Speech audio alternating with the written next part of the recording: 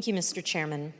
President Trump's efforts to unlawfully overturn the results of the 2020 election were not limited to the big lie and pressuring state officials and the Department of Justice officials. Another key part of the president's effort was a scheme to assemble fake electors to cast false electoral votes in the states that President Trump lost. This was something done not only with the president's knowledge, but also with his direct participation. Ronna McDaniel, chair of the Republican National Committee, testified before this committee that President Trump and his attorney, Dr. John Eastman, called her and asked her to arrange for the fake electors to meet and rehearse the process of casting their fake votes. In our past hearings, you have seen direct evidence that President Trump sent a crowd of his supporters to the Capitol on January 6th, knowing they were armed and angry. This was the last, most desperate and dangerous prong of his plan to disrupt the joint session and prevent the orderly transition of power. On the morning of the 6th, the Secret Service was at the Ellipse, screening the members of the crowd as they entered the rally site. And they noticed something significant about the crowd. Tens of thousands of people were outside the rally site, but did not want to go through the magnetometers, the metal detectors that were used to screen for dangerous weapons. Since our last hearings, the Select Committee has received greater cooperation from the Secret Service.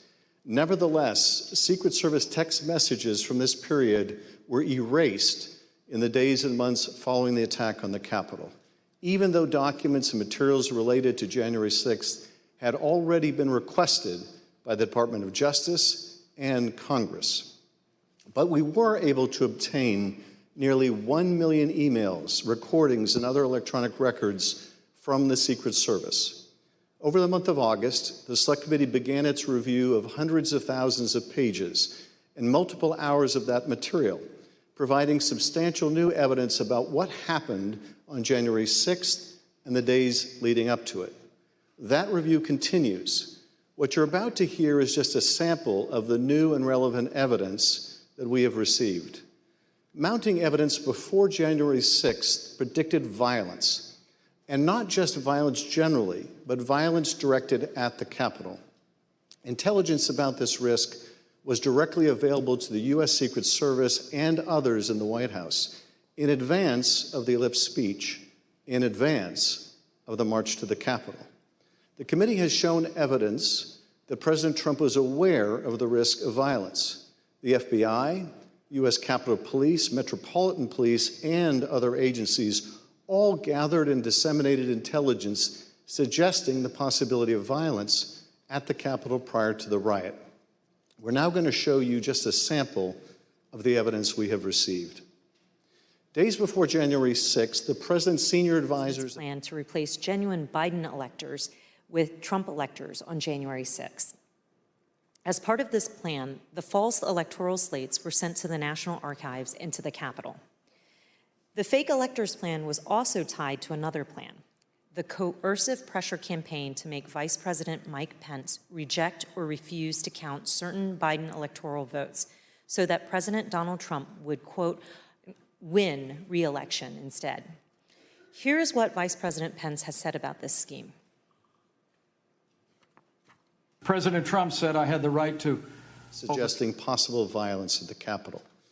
On a call with President Trump's White House National Security Staff in early January 2021, Deputy Secretary of Defense David Norquist had warned about the potential that the Capitol would be the target of the attack.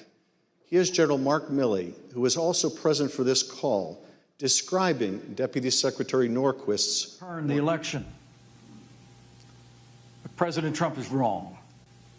I had no right to overturn the election.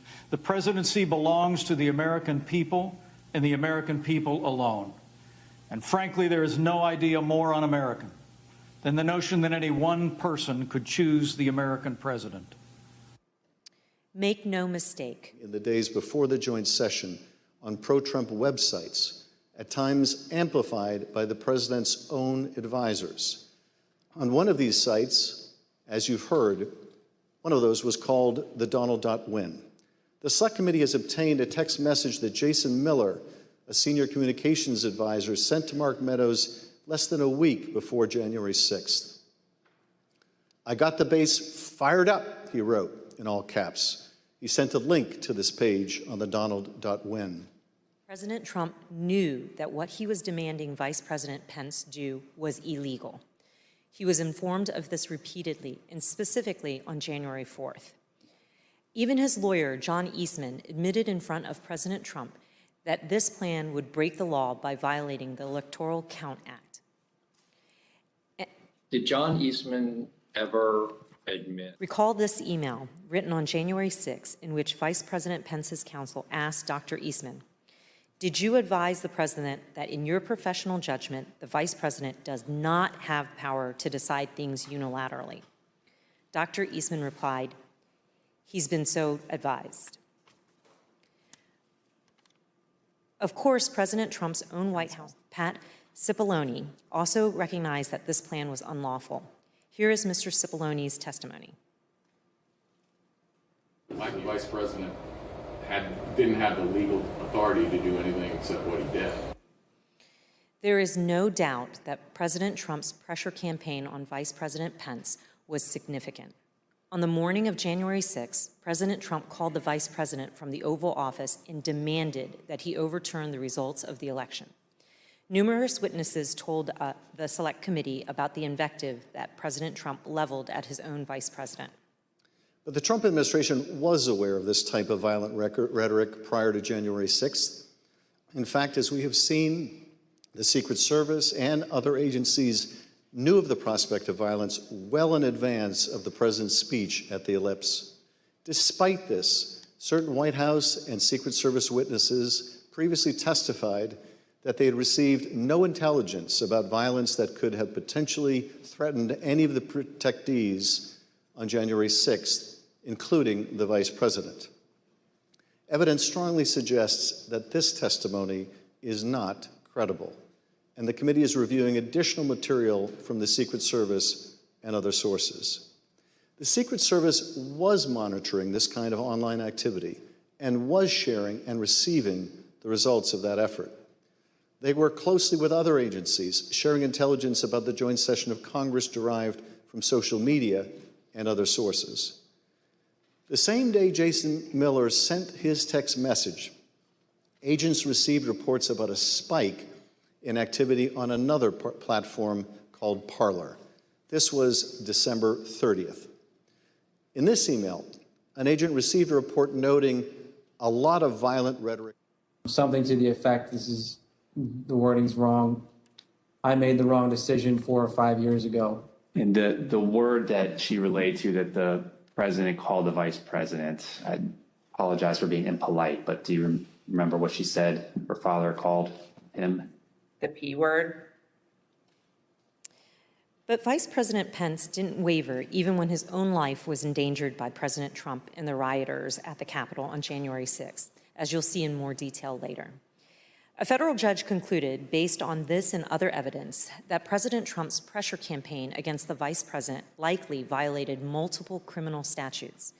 In the end, all these people, Department of Justice officials, state elections officials, his own vice president, stood strong in the face of President Trump's immense pressure.